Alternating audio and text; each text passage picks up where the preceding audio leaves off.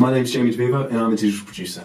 In just under 2 months' time, I'll be handing in my final ever university project. Before I make that final jump, I wanted to reflect on how I've got to where I am now. From school to university to my placement, there have been some really important milestones. So why media? A question I've always hated, even now, is what do you want to do when you're older? I hated it because no one ever accepted the answer to everything. The problem is, I've always had so many interests that I didn't want to narrow it down. When I was about 10 years old, I was talking to my uncles and they basically said, why don't we teach you how to code a website? From that point onwards, media was a word for the cool stuff in the world. I decided that if I was asked what I wanted to do in my life, I'd just say media from now on. At college, I started making films for charities, friends, family, even Waitrose. One of my films even won a special mention at a student film festival for fearless experimentation. Oh, hang on, yeah, media, I can do this. So why is any of this important? At the end of the day, nothing's changed. I still do what I do because I want to make cool stuff. I never really planned to go to university. I left it late because I was still scared of what I want to do when I'm older. And I found the media production course at Bournemouth and I realised I could put the decision off for just a little bit longer. One of the first projects that really started to change my perception was when we had to make a podcast for the audio production unit. The thing is, despite me thinking of myself as someone who's interested in everything, one thing that I didn't really like was audio. The thing is, as you start to learn about it, you realise how important it is. In the end, I actually got a really good grade for it, but also I started to see audio and other things that I hadn't looked at before in a new light. Things like script writing and even media theory. It gave me confidence because I realised not only could I find an interest in anything, but I could actually learn it quite quickly. Another thing I quickly realised was that I was really interested in the technical skills. The first of these was the video blogs we had to create,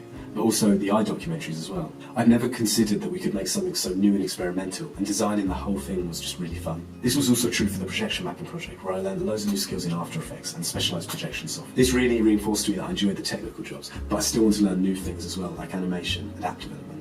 My placement was a game changer for me. I learned a lot of new and important skills. Planning was again another area that I'd always shied away from. In one project I worked on, we created an entire flow and interface for a financial planning app. I designed the wireframe for it, and because of my experience with After Effects from university, I managed to turn the mock-ups into a proof of concept video that the client could then go and pitch. And then whilst on the train to the client meeting, I managed to design a proof of concept Alexa voice app. And he introduced me to more theory behind the users, such as behavioural economics, user experience and user psychology. These new areas were becoming more and more popular in the industry, and they were very, very technical. These theories were normally only used by psychologists and scientists, but now the media industry was taking it to make their products more and more effective. It's without a doubt something that I'm going to take on to every other job I go to. For a long time I've been worried that I don't have a particular skill that I'm known for or that I can be the best at. But if there's one skill I've learned over the past 4 years, it's that it's important not to be too narrow and to be flexible. I've shown this from when I worked on my placement. I was able to easily jump between coding a new project, designing an app, editing and filming a video, and creating proof of concepts. This is something that someone who's only skilled in one area wouldn't be able to do.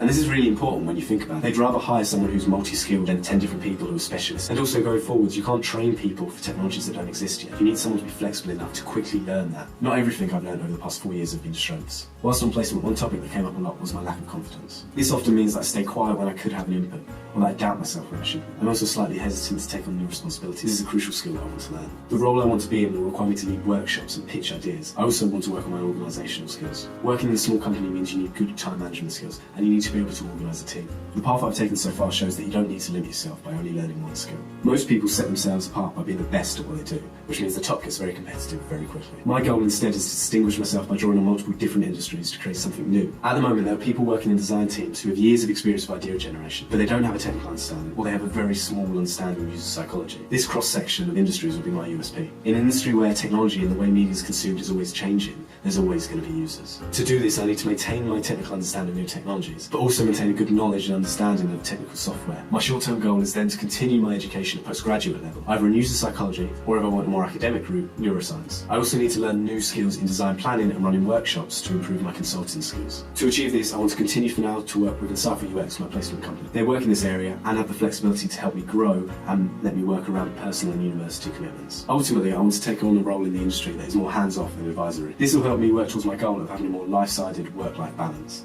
where in the short term I want to go travelling, and in the long term I want more time to work on my own projects and spend time with my family. It really has been an amazing 4 years that I'll never forget and draw on for the rest of my life. But I'm also excited by the future and how I can create my own career and carry on making cool stuff. Thank you very much and good luck.